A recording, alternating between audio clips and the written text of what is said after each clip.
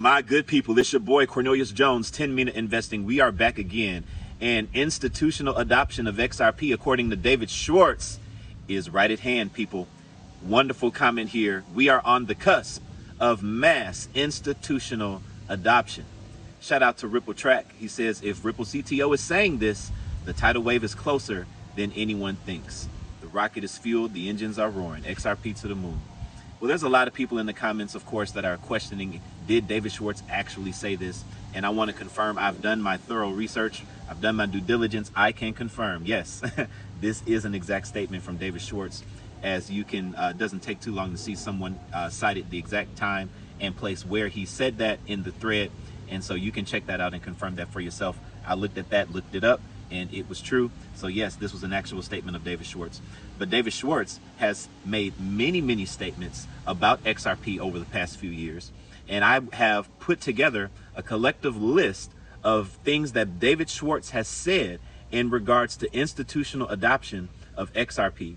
And so I want to go over some of these things with you right now. Right before we get into David Schwartz quotes, I want you after this video to take some time to go to the description so that you can find out information about Cryptex contracts and how you can get your hands on smart contracts that will pay you $22,000 in 2 years per contract, or $35,000 in 3 years per contract, or $471,000 per contract in 5 years. Ladies and gentlemen, this is real money. Smart contracts utilizing decentralized finance staking protocols. You have to find out the information and understand so that you can make the proper decision for yourself and your family. You don't have to work so hard to get money, people. Smart contracts can help you. Come take advantage of it. But first, you got to get the knowledge. So the description, in the description of the video, there's a recorded Zoom. Get your hands on it. Find out the information.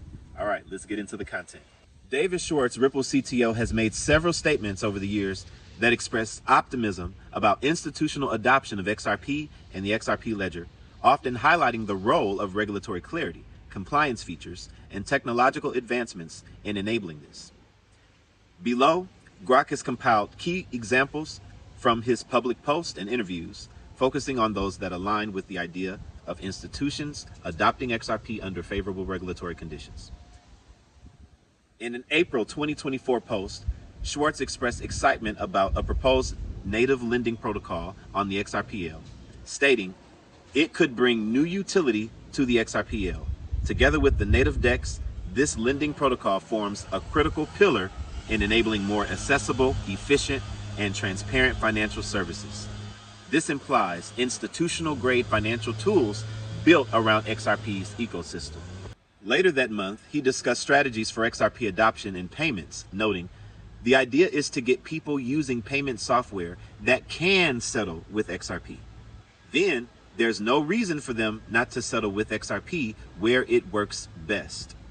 He framed this as a pathway to broader use, assuming regulatory hurdles are cleared for seamless settlement. Now that part is so huge, people, because everybody out there that wants to claim they're not going to use XRP for whatever the reason, you have to understand the payment software that these banks are going to be using, the only issue is, can it settle with XRP? That's the question. Yeah, it can settle with other coins, yeah, but can it settle?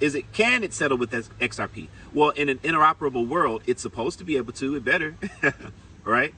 And if it can, then XRP will be used when it works best, when it's the most efficient, when it saves them the most money.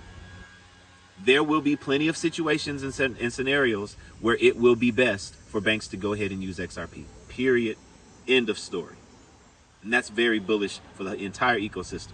In a December 2023 prediction for 2024 published on Ripple's site, Schwartz was bullish on real-world asset tokenization, predicting that the XRPL will be a leading blockchain enabling these use cases because of the ledger's ability to streamline transactions, enhance transparency, and increase access to untapped markets.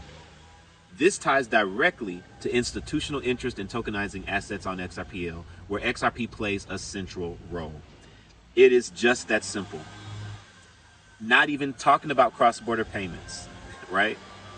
Is it true that the largest institutions, central banks, payment providers are going to tokenize their value? Yes or no? Yes, it's true. If you do your true research, you'll find that that is true. Okay, well, when you tokenize value, you have to use a distributed ledger technology. You have to use a ledger to tokenize that value on. You can't tokenize value doesn't exist in its own bubble. It must be attached to a ledger. It must live on a ledger. So you mean to tell me the ledger that is the most bank regulatory compliant of all of them and is up there with the most efficient of them all as well is not going to have a role when people utilizing XRP are connected all over the world with the banking network in Ripple? How does that make sense?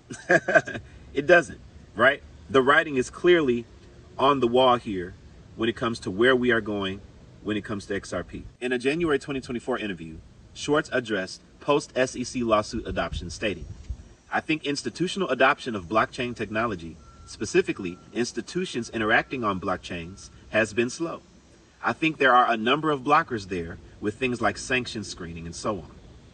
He further noted that when institutions are trying to take advantage of XRP ledger features like the decentralized exchange, there's that blocker that regulatory compliance is very challenging for them in that environment, explicitly linking regulatory clarity to overcoming barriers for institutional use of XRP related features. And that was obvious at that time. And now that's over now that the lawsuit is complete. And the final regulatory hurdle is legislation. Raise your hand if you think the Clarity Act is not going to get done. Raise your hand. The Clarity Act is going to get done. And when it does, all lights are green for XRP. Period. Period. In April 2024, regarding stablecoins on XRPL, he said, "A high-quality USD stablecoin on the XRPL with its decentralized exchange and features like issued currencies, auto-bridging that uses XRP as the native currency to facilitate trades between other assets, and the AMM will be a game changer for users and devs or developers. This positions XRP as key to institutional liquidity and trading." In June 2025, Schwartz elaborated on XRPL's ecosystem. The XRPL is more than just XRP. There are stablecoins. There will be tokenized real-world assets, loans of all kinds of things. A DEX doesn't work with just one asset, but XRP has a privileged place on XRPL. He emphasized tokenized real-world assets as XRP's central role, which aligns with institutional tokenization trends under clear regulations. In July 2025, responding to questions about institutional use, he stated, "I think there are a number of reasons why institutions have historically preferred to use digital assets off-chain rather than on-chain. I think we're close to changing that because institutions are starting to see the benefits of moving on-chain." Do you hear this? He says features like permission domains will address this. Here, he directly references compliance features like permission domains as solutions to regulatory concerns, paving the way for on-chain XRP adoption. So all the banks that partnered with Ripple and got involved and just did Ripple X Current, which was jumping on the rails, the halfway rails. They weren't using the XRP for settlement, but they were using the upgraded messaging, but they still had to go through the banking network and pay higher fees. But it was still more efficient, right? So we understand clearly that the reservation was compliance, regulatory clarity. And now that that hurdle is complete, there's nothing that's going to stop them. He said himself that banks have been seeing the benefits of moving on chain. That means they've been experimenting with it. They've been trying it. They see the benefits. And after regulatory compliance and clarity season, there will not be a reason why we will not see the mass institutional adoption of XRP. It's just that simple. In August 2025, Schwartz highlighted XRPL's strengths. The XRPL has real traction in institutional adoption because it's been battle tested, updated, and improved upon for well over a decade. He contrasted it with newer chains, noting its adaptability for institutional use cases with optimal permission features for regulated scenarios. So that as we go down into the future, as they adjust our regulatory system for crypto, anything that they amend or add in the legal system, Because it has these permission features that are designed for these regulated scenarios, XRP can always adapt. XRP will always be able to adjust to maintain that compliance as we move into the future, as things are updated and as things are developed legislatively. No, what other crypto is designed like that? Nobody. Right? In a January 2025 prediction for the year published on Ripple's site, Schwartz discussed zero knowledge proofs, ZKPs, enabling institutional participation. ZKPs will unlock the full potential of DeFi and make it possible for institutions to participate in this transformative technology because they meet regulatory compliance while maintaining confidentiality, a crucial requirement for widespread adoption. You see how compliant XRP is, how focused for banks they are. The focus on regulatory compliance is what I'm trying to say, is obviously there for XRP. He also envisioned the adoption of purpose-built tokens. Watch this. The adoption of purpose-built tokens will help pave the way for a more accessible, transparent, and efficient global financial system. With XRPL's multi-purpose tokens embedding compliance for institutional needs.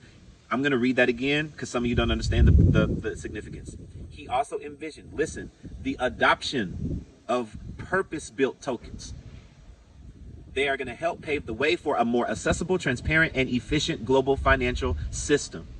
These purpose-built tokens, like what? The RealFi token that is going to be built on the XRPL. That's a purpose-built token. It's dealing with tokenizing real estate. That's just an example, people.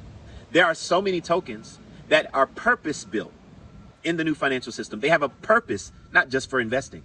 They have a real use case. And it's going to be built on the XRP ledger, and institutions are going to utilize it. There are so many use cases for this, and if you're paying attention, if you're doing research, you will be able to find certain coins, certain projects prior to institutions getting on and adopting it. We're in that season right now. In December 2024, ahead of the RLUSD stablecoin launch, he expressed, "I've been looking forward to more use cases realized on the XRPL and more liquidity on chain with a trusted stablecoin like RLUSD. Countless opportunities are here for devs and users who want the benefits of XRPL, RLUSD, and XRP. This supports increased institutional liquidity via XRP bridged assets."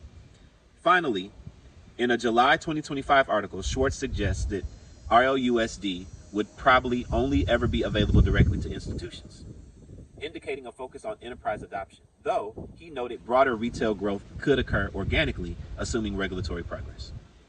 These statements collectively show Schwartz's consistent view that with regulatory clarity and compliance tools, example ZKPs and permission features, institutions will increasingly adopt XRP for payments, liquidity, tokenization, and DeFi on the XRPL. He often tempers optimism with acknowledgments of current regulatory challenges, but points to ongoing innovations and enablers. If the only hurdle left for XRP is regulatory clarity, we're about to win. If the only hurdle left for XRP is Trump signing the Clarity Act, then XRP is going to explode on a level that we never thought it would. How soon that happens is going to remain to be seen. But what I know is this: utility season starts this year. It starts this year, for sure. For sure. Before we hit December, we will be in utility season. The green light will be on. The rails are laid. The electricity, the switch will be flipped. It will be running. The question is, how many trains are going to get onto the tracks out the gate, out day one? How many trains are going to get on the tracks? We're going to see. We're going to find out. But mark my words, people, utility season starts this year, and I cannot wait to see how demand is pressed upon XRP because of it. We're going to find out what happens. I can't wait. This is the year, people. Utility season is all we've been talking about for years, and we are just a few months away from seeing it come to actuality. I'm excited about that. It's been a long road, still a long road ahead, but if you hold XRP, congratulations. Continue to accumulate. Don't stop if you don't have the amount of coins that you think you should have or the amount of coins you want. $3 XRP is still a bargain, people. So keep pushing, keep putting in a little bit here, a little bit there. because regardless of how many you have, you are going to be so wealthy, because none of us really truly understand how valuable XRP really is. Time will sure tell. And we'll look back on these days and know that we did the right thing. All right, I'm out of here, my good people. I'll talk to you guys on the next video. You guys have a blessed day. Stay safe out there. Have a good one.